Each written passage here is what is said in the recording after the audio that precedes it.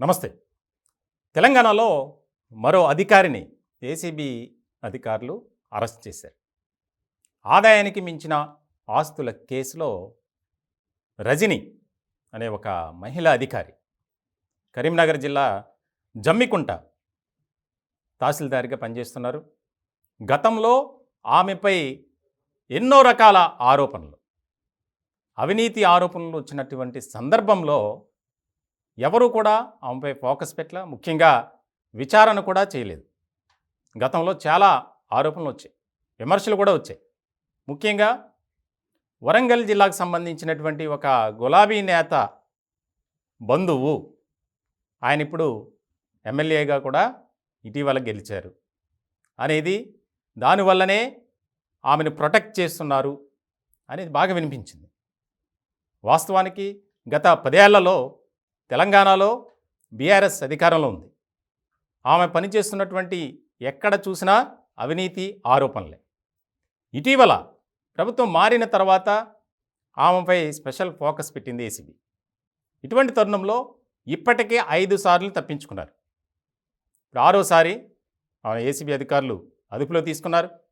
అదుపులో తీసుకున్నటువంటి క్రమంలో ఆమె నివాసంతో పాటు 15 మందికి సంబంధించినటువంటి ఇళ్లల్లో కూడా ఏసీబీ సోదాలు జరిపారు. ముఖ్యంగా ఈ రజని ఎవరైతే ఉన్నారో తహసీల్దార్, ఆమె ఇంట్లో చేసినటువంటి సోదాల నేపథ్యంలో విలువైనటువంటి నగదు, అనేక రకాల వస్తువులు, ముఖ్యంగా వేల రూపాయలు విలువైనటువంటి చీరలు, అలాగే ఇంకా మరెన్నో. ఇలాంటి సందర్భంలో చాలా కీలకమైనటువంటి పరిణామంగా మారింది. ఆదాయానికి మించిన ఆస్తుల కేసులో తాజాగా హెచ్ఎండిఏ మాజీ డైరెక్టర్ శివబాలకృష్ణ అడ్డంగా బుక్ అయ్యారు. అడ్డంగా బుక్ అవడమే కాదు, విచారణలో చాలా ఆసక్తికరమైనటువంటి అంశాలు చెప్పాడు. అనేక మంది ఒక పార్టీకి సంబంధించినటువంటి నాయకులు ఉన్నారు, అలాగే ఉన్నతాధికారుల సపోర్ట్తోనే నేను ఇలా చేయగలిగాను అనేది. ఇటువంటి సందర్భంలో తాజాగా మరొక తహసీల్దార్ దొరకడం అనేది చాలా టాక్ ఆఫ్ ది టౌన్గా మారింది. ఇప్పటికే తెలంగాణలో చూస్తే కాంగ్రెస్ ప్రభుత్వం అధికారంలోకి వచ్చిన తర్వాత ఏసీబీ రైడ్స్ ఏ విధంగా జరిగాయో, ఏసీబీకి డీజీగా ఉన్నటువంటి సివి ఆనంద్ ఆయన ఎంత దూకుడిగా వెళ్ళారనేది మనం ప్రతిరోజు ఎక్కడో చోట చూస్తూనే ఉన్నాం. కాంగ్రెస్ పార్టీ అధికారంలోకి వచ్చిన తర్వాత దాదాపు 380 కేసులు నమోదయ్యాయి. కొన్ని చోట్ల రెడ్ హ్యాండెడ్గా పట్టుకున్నారు, మరికొన్ని చోట్ల ఆదాయానికి మించిన ఆస్తుల కేసులు. అవి చిన్నవే అయినప్పటికీ ఇప్పుడు ఈ రజనీ మేడం మాత్రం అంతకు మించి అన్నట్టు ఉంది. చాలా కీలకమైనటువంటి అంశాలు వెలుగులోకి వస్తున్నాయి. ప్రస్తుత గులాబీ పార్టీకి సంబంధించినటువంటి ఒక ఎమ్మెల్యే సమీప బంధువే ఈ రజనీ. సో ఆయన సపోర్ట్ వల్ల ఇప్పటి వరకు ఆమె జోలికి ఏసీబీ కానీ ఇతర ఎవరూ కూడా వెళ్ళలేకపోయారు. ఆమె పనిచేసే చోట ఆమె ఆడిందే ఆట, పాడిందే పాట. ఎవరైనా ఎదురు తిరిగారంటే ఆయా రకాల బెదిరింపులు. సో ఇలాంటి సందర్భంలో ఎవరు కూడా ధైర్యం చేసి కంప్లైంట్స్ ఎక్కువగా ఇవ్వనటువంటి పరిస్థితి. అందులోనూ రెవెన్యూ వ్యవస్థలో ఉన్నారంటే ఇంకా ఏ రకంగా ఉంటుందో మనం ప్రత్యేకంగా చెప్పక్కర్లా.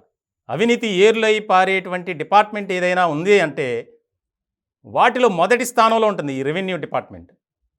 సో చాలా కీలకమైనటువంటి అంశంగా మారింది. ఇప్పుడు ప్రస్తుతం అదుపులో తీసుకున్నారు, విచారిస్తున్నారు. ఇప్పటి వరకు దొరికినటువంటి ఆస్తులను లెక్కగట్టే పనిలో పడ్డారు. దాదాపు ఇప్పటి వరకు అందినటువంటి సమాచారం మేరకు మార్కెట్ వాల్యూ ప్రకారం 500 కోట్ల రూపాయలు అక్రమాస్తులు కూడగట్టారు. విలువైనటువంటి కార్లు, బైక్లు, గోల్డ్, క్యాష్ అన్నీ కలిపి ఇంకా సోదాలు జరుగుతున్నాయి. సో ఇటువంటి సందర్భంలో తెలంగాణలో కాంగ్రెస్ ఏ రకమైనటువంటి నిర్ణయాలు తీసుకుంటుంది, ముఖ్యంగా అవినీతి అధికారులకు వారిపై ఉక్కుపాదం మోపుతాం ఖచ్చితంగా. ప్రతి ఒక్కరూ ప్రభుత్వానికి ప్రజలకు మధ్య ఒక సారథిగా పనిచేయాలని చెబుతున్నప్పటికీ ఈ రకమైనటువంటి ఘటనలు ప్రతిరోజు మనం చూస్తూనే ఉన్నాం. తాజాగా మొన్న ఒక మహిళా అధికారి ట్రైబల్ డిపార్ట్మెంట్లో మాసబ్ ట్యాంక్ కార్యాలయంలో లంచం తీసుకుంటూ అడ్డంగా దొరికిపోయింది. మళ్ళీ ఆమెకేమీ తెలియనట్టు నేను అలాంటి దాన్ని కాదని చెప్పి బోరున విలపించిందండి ఏసీబీ అధికారుల ముందు. సో ఇటువంటి ఘటనలు ప్రతిరోజు జరుగుతున్నప్పటికీ అధికారుల్లో మాత్రం మార్పు అనేది రావట్లా, వారిలో చలనం అనేది అసలు కనిపించట్లేదు.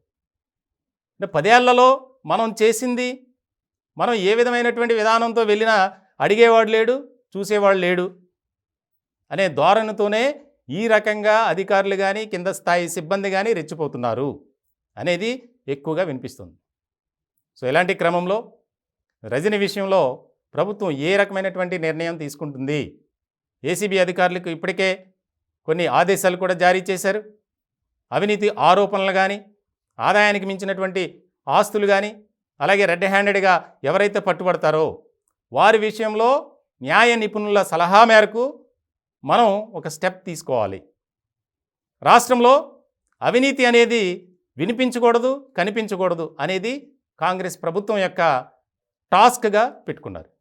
ఇలాంటి క్రమంలో వరుసగా ప్రతిరోజు ఎక్కడో చోట లంచం తీసుకుంటూ దొరకడం, ఆదాయానికి మించినటువంటి ఆస్తుల కేసులో ఉన్నతాధికారులు బుక్ అవ్వడం, ఇప్పుడు తాజాగా ఆ జాబితాలోకి మేడం రజనీ గారు చేరారు.